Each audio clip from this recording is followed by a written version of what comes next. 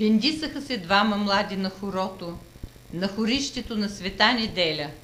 Даде му момата китка, но му рече: тебе не вервам, докато не дойде тейко ти да побие от дома шишето на масата. В късна доба отишли момари момини и взели да разръчкват огнището с дилавя. Седнаха гостите изоколо и рекоха: наша сюнак порасна, служба и служи, къща си има, време е да го заглавиме. Ако вие го харесвате за зет, кажете да пием.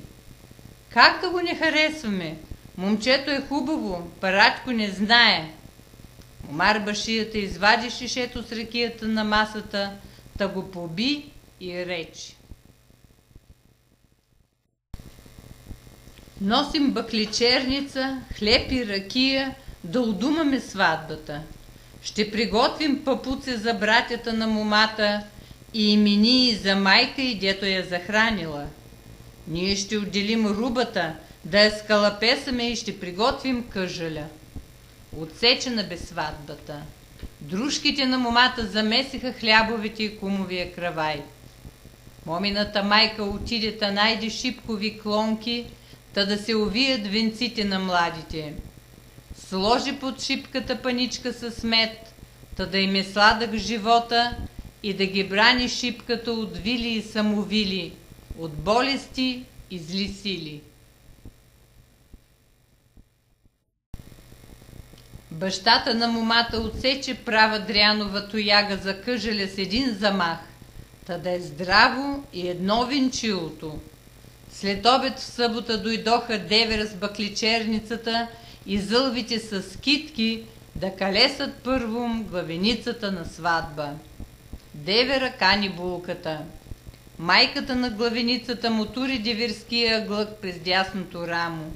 След той тръгнаха да калесват цяло село на сватба в неделя. Тръгват девера и зълвите сред хората. Девера им дава да отпият от бъклицата, а зълвите им дават китка.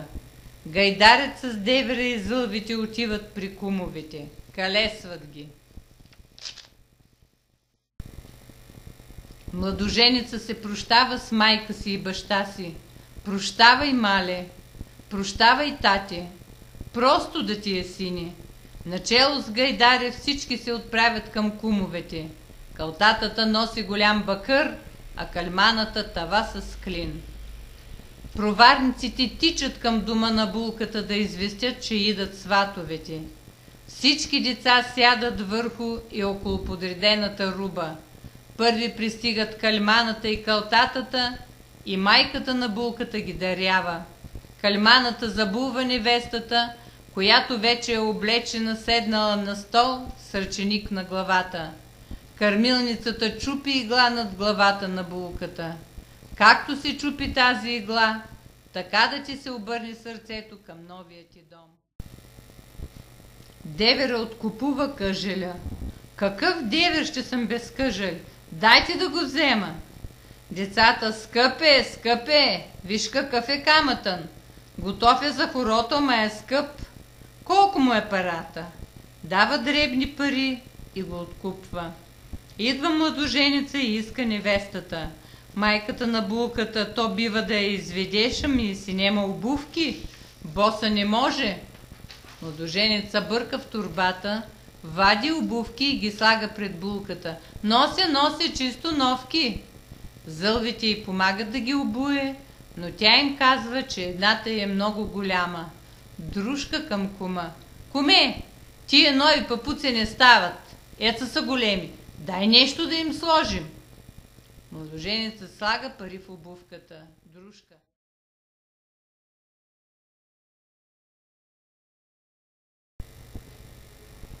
и така 2-3 пъти, докато сега вече са тъмън. Сватовете искат да вземат рубата, но децата не я дават. След като получават пари и бомбони, позволяват да вземат рубата. Последни излизат калтатата, който води булката, като е хванал кърпа за единия край, а булката е хванала кърпата за другия. На двора булката целува ръка на майка си и баща си и двамата я съветват. където подиш да слушаш, да не посрамиш. На сватба, по стар български обичай, младоженците се даряват.